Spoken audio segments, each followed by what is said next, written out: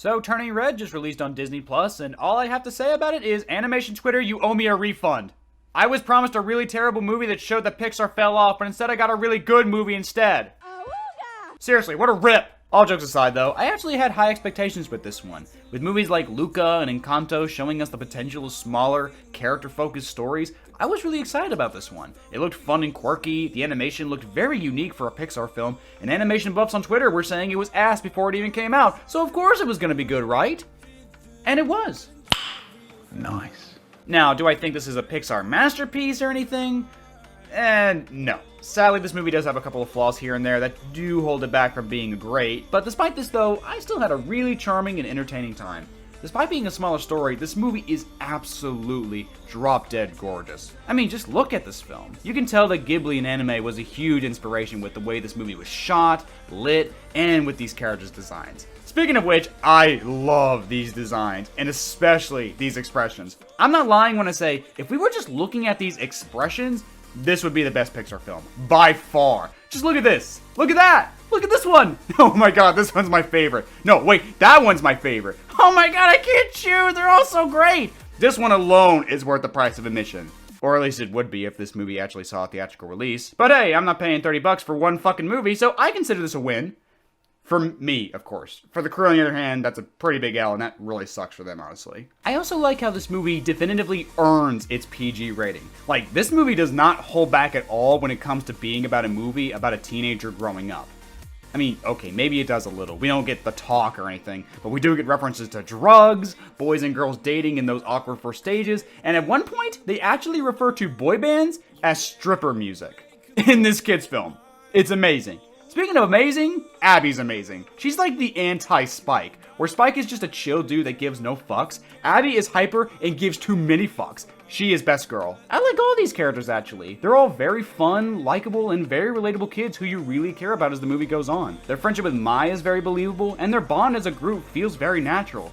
I mean, is it kind of cringy too?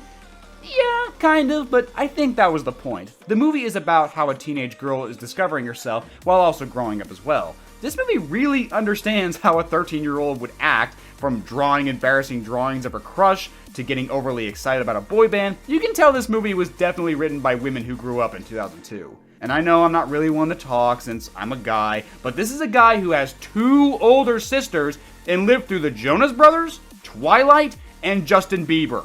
Trust me, this is how a 13-year-old girl acts. The things I've witnessed, the horrors I've suffered through. I like how everything about Mai's development feels very real. From her mom constantly embarrassing her, to her being too afraid to stand up to her, even when it means she can't stand up for her friends. Her relationship with her mom actually reminds me a bit of Mirabel from Encanto. We have a teenage girl trying to prove herself to someone who they're afraid of disappointing. Now, is this as good as Encanto? No, not even close. But it's still good. I do like how the mom is such an overbearing Karen who goes way too hard on society and tries way too hard to protect Mai, even when there's no reason to. You can really tell the writers watched a lot of Karen videos. Can you just finish up your transaction? We'll order and we can both move on.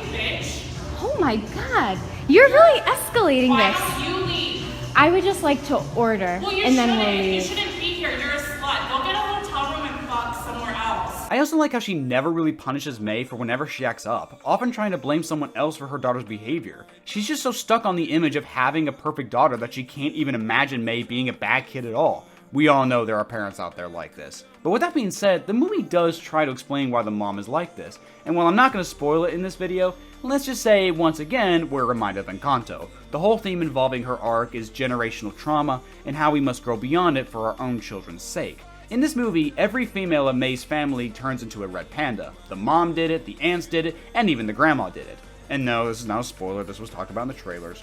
The movie brings up that the mom's relationship with the grandma is not as strong as it used to be, as the red panda got in the way of what they used to have before. I like the idea of exploring how the mom turned into this giant Karen because in her mind, it'll help bring her closer together with her daughter. It is similar to Encanto with that, in Encanto, Abuela treated Mirabel like garbage and didn't want to acknowledge her at all because she had no gift, while in Turning Red, Ming is very close to her daughter, but is overprotective to the point of embarrassing her. It's different enough to be its own thing, but it's definitely the same message about moving on from what happened in the past and accepting the future and taking the good with the bad. With that being said, I do think Encanto did this better because in Encanto, we actually got to see how Abuela became who she was through the flashbacks and the music.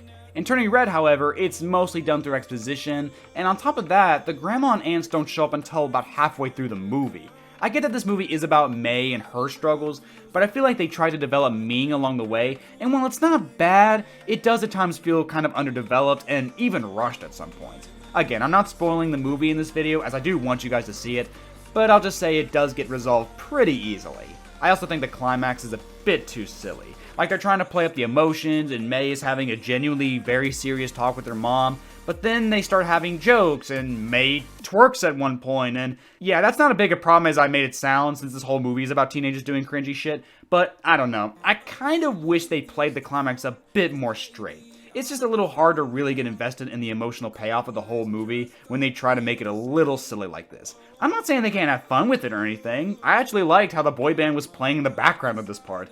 Again, call this a nitpick if you want, but I do wish they did take it a bit more seriously. Just a touch. There's also this one kid named Tyler who's May's bully. Throughout the movie, it looks like they're trying to build up their friendship, going from rivals to friends, but I feel like that was pretty rushed too, honestly. There's literally a scene where Mai attacks him in her red panda form, but she never apologizes for it. They just run into each other at the concert, and that's it! They're friends now! I don't know, I kinda wish May would at least apologize for attacking him, or maybe Tyler could admit he deserved it since he was being a jerk to her throughout the whole movie. Just one scene that warranted this in the end, that's all I'm asking. I'm just saying if I was attacked by a person who could transform into a giant red panda, I'd expect an apology at least. Outside of those things, this movie is pretty darn good. It's a very wholesome, beautiful, and very funny film that, while I wouldn't put it up there with movies like Soul or The Incredibles, I still highly recommend this one. If only to piss off Twitter, am I right? Like we need a reason to do that. It's actually really cool to see 3D animation taking influence from 2D animation and using it to help broaden their horizons. I feel like we've entered a new age of 3D animation that shows a lot of promise for the future. And to see big name studios like Pixar and DreamWorks taking advantage of this new horizon, it's pretty sick. Would I like to see 2D animation make a comeback? Absolutely. But I do think this is a nice middle ground that at least will make sure 2D animation isn't completely forgotten about. All that's left to say now is that Twitter better beware, because with the landscape of animation changing for the better, they're about to start turning red too. Get it? Because we just talked about Turning Red. And they thought it was a bad movie because of the animation style alone, but it's actually really good. I'm funny, damn it. Nice. I'm all the sins that you can't confess. I'm just your ghost if we're not undressed. A part of me wish that we never met, but you act like we never.